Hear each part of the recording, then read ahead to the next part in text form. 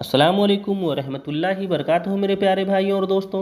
आइए हम इस वीडियो में जानते हैं कि एक जिन्नात किस तरह से इंसान को डॉक्टरी सिखलाता है।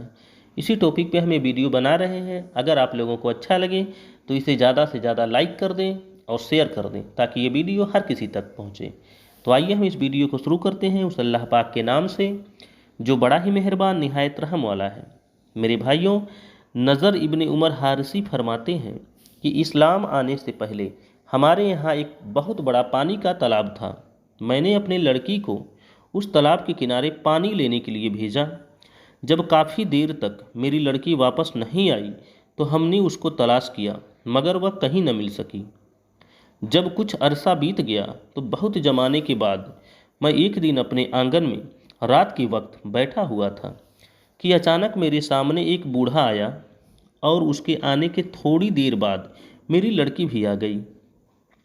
मैंने अपनी लड़की से पूछा कि बेटी तू अब तक कहाँ थी। उसने कहा कि अब्बा जान, जब आपने मुझको पानी के लिए भेजा था तालाब के किनारे तो एक जिन्न मुझको उठाकर ले गया था। मैं उन्हीं के पास रहती रही, यहाँ तक कि एक दिन उन जिन्नातों के बीच और दूसरे जिन्नात के बीच लड़ाई हो गई। तो उन्होंने अहद किया कि अगर हम कामयाब हो गए तो इस लड़की को आज़ाद कर देंगे। बस उनको कामयाबी मिल गई और उन्होंने हमें छोड़ दिया। नज़र इब्ने उमर ने फरमाया कि मेरी लड़की का रंग कुम्हला गया था और बाल खराब हो गए थे और बहुत दुबली हो गई थी। हमने उसका इलाज कराया और वह ठीक हो गई।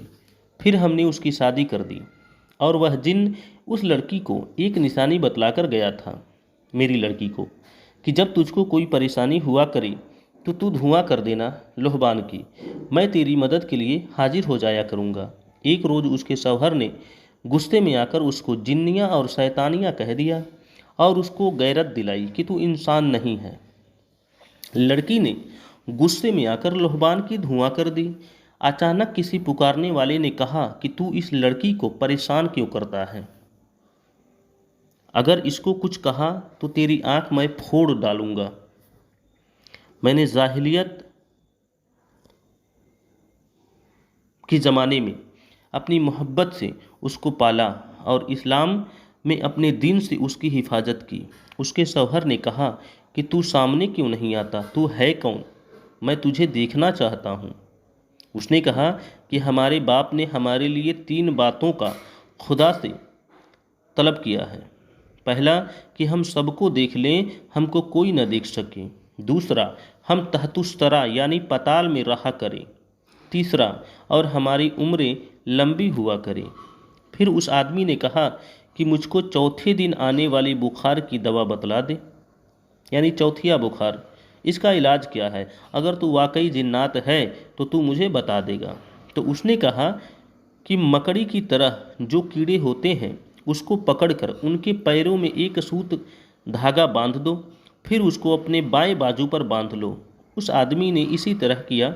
तुरंत ही उसका चौथिया बुखार खत्म हो गया और वह तंदुरुस्त स्वस्थ हो गया। फिर उसने उससे कहा कि औरतों को अपनी तरफ माइल करने का कोई तरीका बतला दो, अगर तुम जिन्न हो तो तुम बता सकते हो। तो वो जिन्नात ने कहा कि क्या तू उनके शौहरों को दुखी करेगा जिनकी औरतों को तू अपनी तरफ माइल करने के लिए कह रहा है? तो उसने कहा कि हाँ। जिन ने कहा कि अगर तू ऐसा करता तो मैं ज़रूर बतला देता, क्योंकि तेरी नीयत ठीक नहीं है, इसलिए इसके लिए तू मुझे माफ़ कर दे। ज़ियाद इब्ने नजर हारिसी से भी बिल्कुल इसी तरह का किस्सा नकल किया गया है। उसमें भी उस जिन्न ने बुखार का यही इलाज बतलाया था। हजरत साहबी से नकल किया गया है कि किसी आदमी पर जिन्न आए तो उसका इलाज किया गया, वे हट गए। उनसे लोगों ने बुखार का इलाज पूछा, उन्होंने भी यही जवाब दिया और यही इलाज बतलाया। हजरत जैद इब्ने वहब फरमाते हैं कि हम एक गज़वे इस्लामी जंग में गए हुए थे। जब हम एक जंजीरे टापू पर पहुँचे तो हमने आग रोशन की। हमने वहाँ एक बहुत बड़ा कमरा देखा। हमारे एक साथी ने कहा कि इसके पास से अपनी आग दूर कर ले, कि कहीं हमारे कारण, हमारी वजह से उसमें रहने वाली मखलूक परेशान न हो जाएं। जब हमने आग वहाँ से हटा ली तो एक आवाज़ सुनाई दी, जैसे कोई कह रहा हो कि तुमने अपनी आग हमसे दूर कर ली, और हम तुमको एक बेहतरीन इलाज बतलाते हैं। तुमको उससे बड़ा फ़ायदा होगा। वह यह है कि जब तुम्हारे सामने कोई बीमार अपनी बीमारी बयान करे और उसको सुनते ही तुरंत तुम्हारे दिमाग में कोई इलाज आए, तो वही उसका इलाज होगा, उसी में उसकी बीमारी की शिफा होगी। मेरे भाइयों, अगर ये वाक़या अगर आप लोगों को अच्छा लगा हो तो इसे ज़्यादा से ज़्यादा लाइक करना ना भूलें।